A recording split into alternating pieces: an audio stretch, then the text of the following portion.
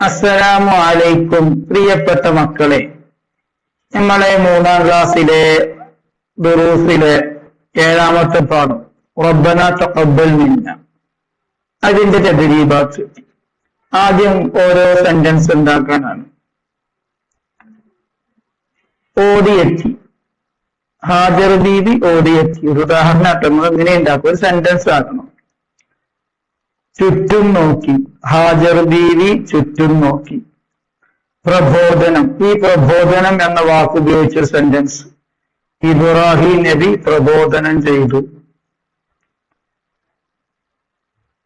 സന്താന പരമ്പര, സന്താന പരമ്പര എന്ന് സെന്റൻസ് ഉണ്ടാക്കണം. അദ്നാന്റെ സന്താന പരമ്പരയാണ് ഖുറൈശികൾ.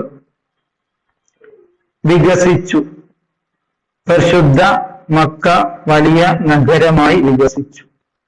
നുജീബ്, ഉത്തരം പറയാണ്. ആദ്യം പരിശുദ്ധ കഅബ നിർമ്മിച്ചതായി മലക്കുകൾ. പരിശുദ്ധ കഅബ പുനർനിർമ്മാണത്തിൽ ഇബ്രാഹിം നബി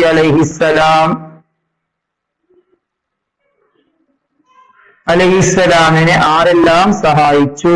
ഹാജർ ബീവിയും മകൻ ഇസ്മായിൽ നബിയും. 3. ഭൂമിയിൽ ആദ്യത്തെ ആരാധനാലയം ഏത്?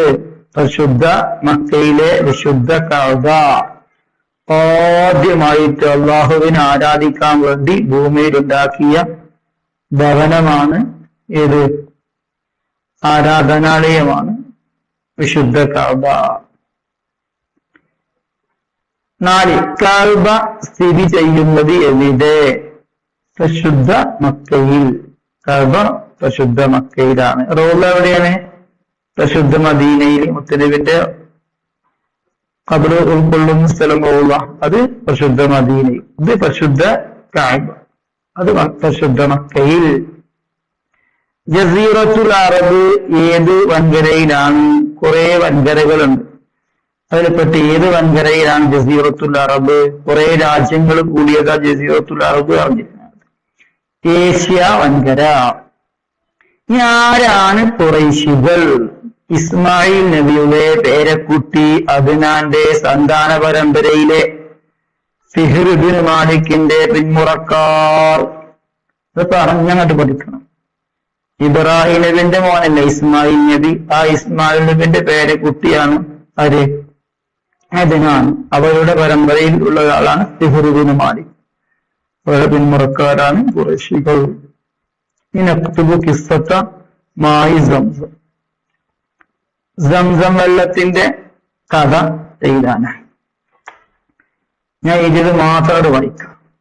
കുടുംബത്തെ മക്കയിൽ തനിച്ചാക്കി ഇബ്രാഹിം നബി അലൈഹിസ്സലാം ഷാമിലേക്ക് പ്രബോധനത്തിന് പോയി.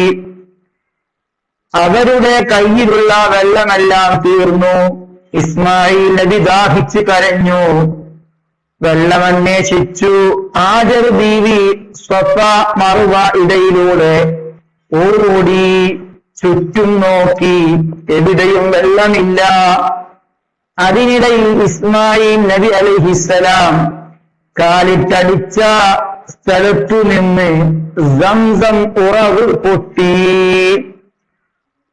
അൽഹംദുലില്ലാഹ്, പടച്ച റബ്ബേ കബൂലാക്കണേ അല്ലാഹ്. ഞങ്ങൾക്ക് നല്ല ബുദ്ധി തരണേ അല്ലാഹ്, ഓർമ്മശക്തി തരണേ അല്ലാഹ്. നിങ്ങളെ ഉമ്മ ഉപ്പ ഉസ്താദുമാർക്ക് മഗ്ഫിറത്തും മർഹമത്തും നൽകണേ അല്ലാഹ്. അസ്സലാമു അലൈക്കും.